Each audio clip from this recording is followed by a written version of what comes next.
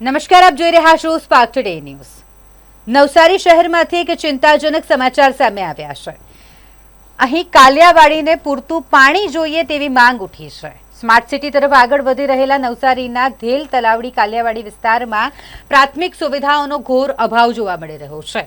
અહીં પીવાના પાણીની સમસ્યા અને ડ્રેનેજ નિકાલની યોગ્ય વ્યવસ્થા ન હોવાને કારણે સ્થાનિક રહીશોનું જીવવું દુષ્કર્મ બની ગયું છે। વારંવારની રજૂઆત છતાંય તંત્રના બહેરા કાને અથડાઈને અરજીઓ પાછી આવી રહી છે, જેને પગલે હવે સ્થાનિકોનો રોષ ફાટી નીકળ્યો છે। આ દ્રશ્યો નવસારીના ધેલ તલાવડી કાલિયાવાડી વિસ્તારના છે, જ્યાં પીવાના પાણીની કિલ્લત છે, ડ્રેનેજ લાઇનની સમસ્યા છે અને આ બંને સમસ્યાએ હવે ગંભીર સ્વરૂપ ધારણ કર્યું છે। લોકો ત્રાહિમામ પુકારી ઉઠ્યા છે। આખરે રહીશોના ધીરજનો ડેમ તૂટ્યો। સ્થાનિકોએ વોર્ડ નંબર 6 ના કોંગ્રેસના કોર્પોરેટર પિયુષ ડિમ્મરનો સંપર્ક કર્યો અને કોર્પોરેટરની આગેવાનીમાં મોટી સંખ્યામાં રહીશો મહાનગરપાલિકાની કચેરી પહોંચ્યા અને કમિશનરને રૂબરૂ મળી લેખિતમાં રજૂઆત કરી છે। નવસારી મહાનગરપાલિકા સમાવેશ વિસ્તારમાં વોર્ડ નંબર 6 ના કાલિયાવાડી ખાતે આવેલ ધેલ તલાવડી વિસ્તારના રહીશો સાથે આજરોજ જે પાણીની સમસ્યા છે તે બાબતે રજૂઆત કરવા આવ્યા હતા। છેલ્લા કેટલાક મહિનાઓથી આ જે વિસ્તાર છે તેમાં જે મહાનગરપાલિકા દ્વારા પાણી વિતરણ કરવામાં આવે છે તેમાં ભેદભાવ રાખતા હોય એવું ચોક્કસ કહી શકાય છે। મરસ્કે પાણીનું વિતરણ થાય છે અને બપોર પછી પાણીનું વિતરણ થાય છે। આ પાણીનું જે વિતરણ થાય છે તે માત્ર 20 મિનિટ કે 25 મિનિટમાં જ પાણી વિતરણનો સમય ખાલી માત્ર હોય છે। તેમાં ખૂબ જ ધીમી ગતિએ પાણી આવવાના કારણે ત્યાંની જે રહેનાવાળી જે મહિલાઓ છે, બહેનો છે, માતાઓ છે તે લોકો કફોડી સ્થિતિમાં મુકાઈ જાય છે। જે ઘરકામ કરવા માટે જે પૂરતા પ્રમાણમાં પાણી ન મળવાના કારણે આજુબાજુ ગમે તેમ ફાંફા મારીને કોઈ પણ રીતે પોતાના ઘરનું ગુજરાન ચલાવવા માટે મજબૂર થવું પડે છે।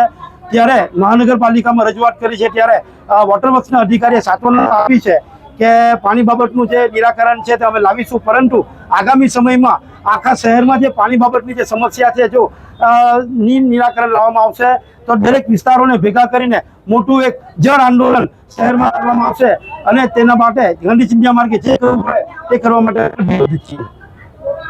પાણી અમારા ઘરે આવે ને ટીપું પાણી નહીં આવતું તો અમારા ઘરે તો મેં પંચાયતમાં ગઈ, મારા સાસુને મોકલાવી કે જા પંચાયતમાં પરેશભાઈને કહ્યા કે પાણી અમાતા નથી આવતું તો હા એમ કે આજે આવું કાલે આવું કરે। પછી મારા સાસુને હું જવાબ આપ્યો, તમે જાતે લાઈન રાખી દઉં।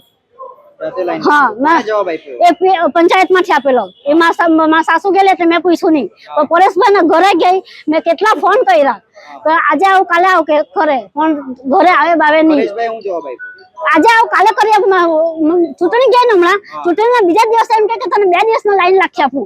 આ 2 દિવસના ચૂંટણી કેટલા દિવસથી ગઈ પતિ જો ઘરે જોવા નથી આવ્યો। નવી લાઈન રાખવાની છે અમારી પાણી। પરેશભાઈ તો કહે છે પાણી આવે છે, હાથી આવે છે જોવાનું હવે અત્યારે ચલો મારા ઘરે ચાલો, અમે ના જોવા ઘરે ચાલે તો તમને ખબર પડે કે પાણી માંગશે, પાણી વધારે આપો ને રસ્તો કરી આપો। રસ્તો આટલા પાણી અમારા ઘરે સુધી પાણી આટલું પાણી ચોમાસે થાય, ગટર અમારી મળે જ નહીં।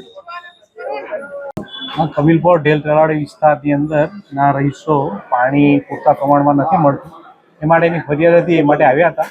તો એ વિસ્તારના કબીલપોર ઝોનના જે અમારા સુપરવાઇઝર છે એ સુપરવાઇઝરને સૂચના આપીએ છીએ અને એ ઝોનની અંદર જે અત્યારે પાણી પુરવઠો અત્યારે મળી રહ્યો છે એની અંદર 15 થી 20 મિનિટ અથવા અડધો કલાક જેટલો પાણીનો સમયમાં ફેરફાર કરી વધુ સમય પાણી આપવા માટેનું આયોજન કર્યું છે અને એ પ્રમાણે નિયમિત પાણી મળી રહે એ વિસ્તારની અંદર એ પ્રમાણેનું મહાનગરપાલિકા આયોજન કરશે। એટલે એમાં આજે સ્થળ તપાસ કરીને અમારા સાઇટ એન્જિનિયરને તે જોઈ લેશે।